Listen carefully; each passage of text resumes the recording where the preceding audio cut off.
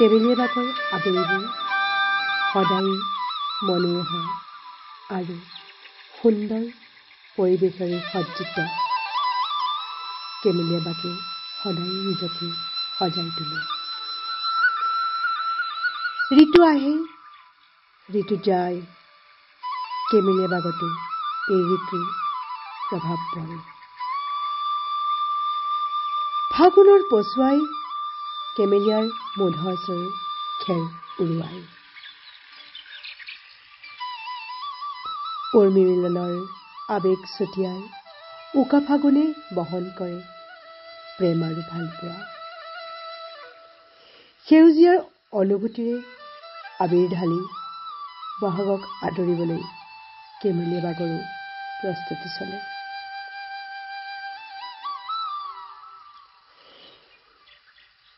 কেমেলিয়াৰ প্ৰতিটো আবেলিয়েই অন্যান্য আৰু অপৰূপ। পশ্চিমৰ আকাশত কাৰি পাহাৰৰ বুকুত যেতিয়া সূৰ্যই মেলানি মাগে, সূৰ্যৰ সোণালী আভাই কেমেলিয়াক আশীৰ্বাদ প্ৰদান কৰে। মনবোৰ বিভোৰ আৰু নান্দনিক কৰি তোলে কেমেলিয়া। কেমেলিয়া শব্দটোৰ অৰ্থই হৈছে সেউজীয়া চাহ। সেউজীয়া চাহৰ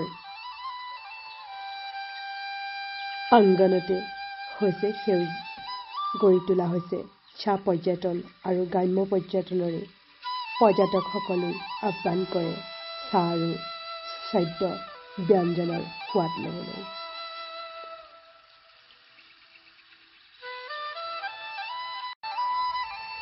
কেমেলিয়া বাগৰ পৰিৱেশ প্ৰকৃতিৰ অনবদ্য অৱদান। কেমিকেলমুক্ত চাহ বাগিচাৰ আবেষ্টনীত সেউজীয়াৰে আৱৰি ৰখা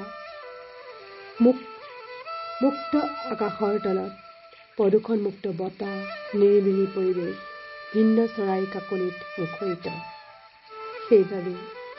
সেইবাবেই কেমেলিয়াৰ আবেলিবোৰ ধুনীয়া। সেইবাবেই কেমেলিয়াৰ সূৰ্যাস্ত মোহনীয়।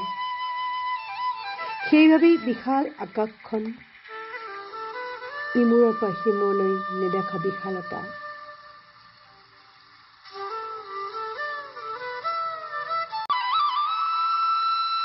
সুদূৰৰ ভাঙি অহা বনোৱাৰ বস্তিৰ মাদলৰ শব্দ, আনন্দ মনে উৰি ফুৰা চৰাই জাক প্ৰতিজনৰে মন হিলমিল কৰি তোলে।